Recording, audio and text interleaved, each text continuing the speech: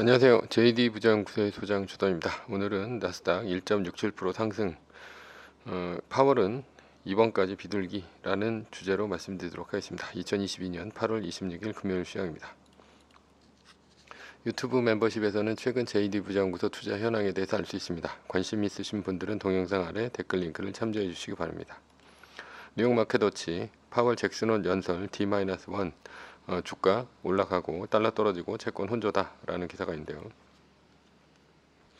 어제는 나스닥이 1.67%, S&P 500 지수는 1.41%, 다우존스 지수는 0.98% 상승하며 3대 지수 모두 상승했습니다. 메인 이슈입니다. 나스닥 1.67% 상승, 파월은 이번까지 비둘기입니다.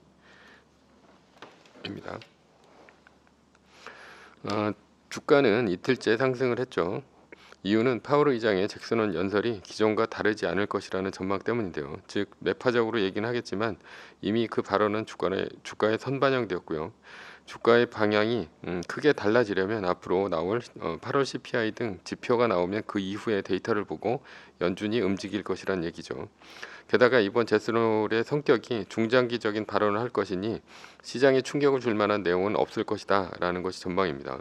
결론은 주가가 떨어져도 9월에 8월 CPI 발표 후 떨어지지 뭐 지금은 아니라는 얘기입니다.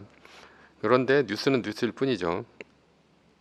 그렇다면 지난주에 연준 의원이 매파적으로 발언을 했다고 떨어졌을 때는 왜 떨어졌습니까?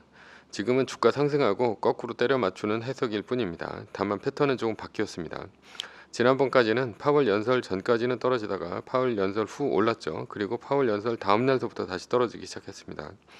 그런데 지금은 파월 연설 전까지 올랐죠. 결론입니다. 우리는 상황이 안 좋으면 2.5% 떨어질 때마다 애플을 10%씩 팔면 됩니다. 리밸런싱 하면 된다는 얘기죠. 상황이 좋아진다면 바닥 대비 2단계 오를 테고 V자 반등에 맞춰서 사면 됩니다. 주가를 보면서 매뉴얼대로 대응하는 것이 최선이라고 볼 수 있습니다. 서브이슈입니다. 개미들은 왜 금리 상승기에 물타기를 해서 망할까? 연준이 금리를 올리자 나스닥 성장주들이 우수수 떨어졌죠. 반면에 경기 방어주들은 조금 떨어지거나 오히려 인플레이션 영향으로 주가가 오른 경우도 있습니다. 주식은 성장주와 성장이 끝난 기업으로 나눌 수가 있습니다. 성장주는 판과 같은 인터넷 기업을 말하고요. 그리고 성장이 끝난 기업은 맥도날드, 코카콜라와 같은 식음료, 통신, 유틸리티, 정유 등과 같은 전통 산업입니다. 이렇게 성장주와 성장이 끝난 주를 나누는 기준은 무엇입니까? 기업은 매년 성장해야 합니다. 그렇지 않고 성장이 정체되거나 역성장하게 되면 주가가 떨어지고 결국은 파산하게 되겠죠. 그래서 성장주는 앞으로 엄청난 성장을 거둘 수 있다고 밝은 청사진을 보여줘야 됩니다. 만약 이렇게 성장하는 것이 기업 실적 발표에서 보여지면 주가는 더 오르고 더 많은 돈을 받을 수가 있겠죠. 페이스북이 성장할 때 엄청난 비용 압박에 시달렸습니다. 왜냐하면 광고 등을 비롯한 돈 버는 캐시카우는 당시 없었죠. 광고가 효과가 있으려면 많은 사용자가 필수입니다. 그러나 매년 엄청난 양의 데이터 센터를 개설해야 돼서 돈이 천문학적으로 들어갔습니다. 다만 이렇게 데이터 센터를 개설하는 것은 그만큼 사용자가 늘어난다는 것이니 앞으로 광고 시장의 공룡이 될 수 있다는 비전을 보여준 것입니다. 따라서 페이스북의 성장성을 보고 벤처 캐피탈 등 으로부터 막대한 자금을 빌릴 수가 있었죠. 그렇다면 성장이 끝난 기업은 어떻게 해야 합니까? 현금 흐름이 가장 중요합니다. 매년 안정적으로 돈을 벌어들이는 것을 보여줘서 망하지 않을 기업이라는 것을 확신을 줘야 됩니다. 그래서 뭐 우리나라 기업들 볼 때 현금 흐름을 재무제표에서 보는 것은 의미가 있다고 보겠죠. 이 두 기업에 있어서 가장 중요한 것이 무엇일까라고 생각하면 부채입니다. 세계 1등 기업은 애플도 1등 기업인 애플도 부채가 있습니다. 기업의 부채는 영구채가 아닌 만기가 있는 부채입니다. 따라서 만기에 부채를 상환하거나 연장하지 못하면 파산할 수도 있습니다. 그렇다면 만기가 왔을 때 기업들은 어떻게 해야 합니까? 대부분은 신규 채권을 발행해서 기존의 부채를 갚으면서 만기를 연장합니다. 그런데 만약 만기가 돌아왔을 때 금융위기와 같은 공황이 오면 어떻게 됩니까? 기업이 우량하지 않다면 신규 채권을 사려는 수요가 없을 것입니다. 따라서 파산하게 됩니다. 그래서 2020년 코로나 위기 때 정크본드 스프레드가 치솟은 것이죠. 그러니까 쓰레기 주식 그러니까 회사채의 이자율이 올랐다 얘기입니다. 즉 불리한 기업이 발행하는 부채인 정크본드는 아무도 사지 않으려고 해서 이자율이 엄청 오른 것이죠. 그러나 공항과 같은 때는 시중에 돈이 마르기 때문에 위험 자산에 투자하지 않으려고 합니다.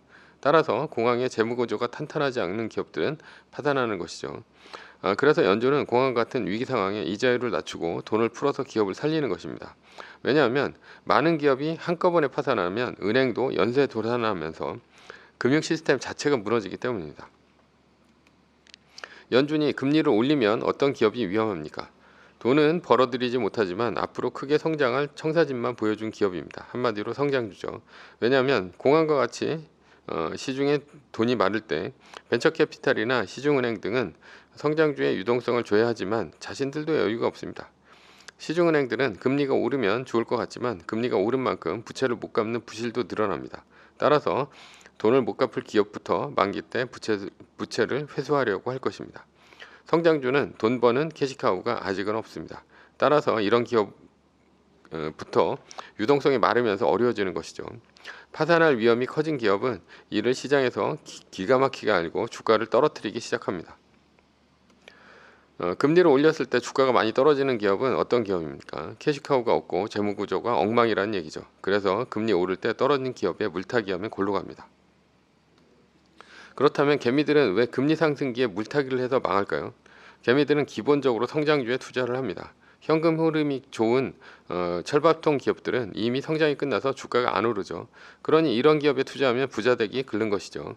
따라서 성장을 많이 하는 기업에 투자를 하는데요. 그러나 성장주는 금리 상승기에 주가가 떨어집니다. 그런데 이런 상황도 모르고 손절을 하면 죽을 것 같은 고통 때문에 돈을 더 집어넣어서 평단가를 낮추는 일을 합니다. 그러나 금리 상승기가 시작되면 아주 우량하고 성장을 하는 기업이 아니라면 원금을 회복하는 데 몇 년이 걸립니다. 그러니 버티지 못하고 저점에 팔아버리거나 계좌를 닫고 암 쳐다보는 것이죠. 결국 개미들이 부자가 되긴 글른 것입니다. 반면에 금리를 올렸을 때 주가가 버티거나 오히려 올라가는 기업은 어떤 기업입니까? 성장은 끝났으나 현금 흐름이 좋은 철밥통 기업입니다. 물론 현금 흐름도 안 좋고 성장성도 없으면 금리 상승기에 기업은 파산합니다. 결론입니다. 개미들은 세계 1등에 투자해야 합니다. 왜냐하면 성장성과 안정성을 둘 다 갖고 있어야 세계 1등이 되죠. 성장기에는 성장해서 주가가 오릅니다. 반면에 금리 상승기에는 현금 흐름이 안정적이니 떨어져도 조금 떨어지고요. 금방 회복하게 됩니다. 세계 1등에 투자하면 개미도 부자가 될 수 있습니다. 매뉴얼입니다. 세계 1등 주식은 전고점 대비 2.5% 떨어질 때마다 10%씩 팔면서 리밸런싱을 하다가 나스닥 마이너스 3%가 뜨면 말뚝을 박는 것입니다. 그러다 반등이 시작되면 V자 반등 리밸런싱을 하면 됩니다. 자세한 내용은 JD 부장부서 다음 카페를 참조하시거나 동영상 밑에 리밸런싱 말뚝박기 댓글 링크를 참조하시기 바랍니다. 전제는 세계 1등 주식은 우상향 합니다. 매뉴얼을 지키며 세계 1등에 투자하면 매년 25%의 복리로 10년간 10배, 20년간 100배로 재산을 불릴 수도 있습니다. 위의 상황은 매뉴얼일 뿐입니다. 따를 사람은 따르고 참고할 사람은 참고하시면 됩니다. 주식을 사고 파는 것에 대한 모든 책임과 이득은 본인에게 있습니다. 매뉴얼을 지키려면 머리를 쓰지 말고 머리를 쓰려면 매뉴얼을 지키지 맙시다. 오늘은 나스닥 1.67% 상승, 파월은 이번까지 비둘기라는 주제로 말씀드렸고요. 지금까지 JD 부장부서의 소장 조단이었습니다. 컨텐츠가 좋았다면 구독, 좋아요, 알람 설정 부탁드립니다. 지금까지 들어주셔서 감사합니다.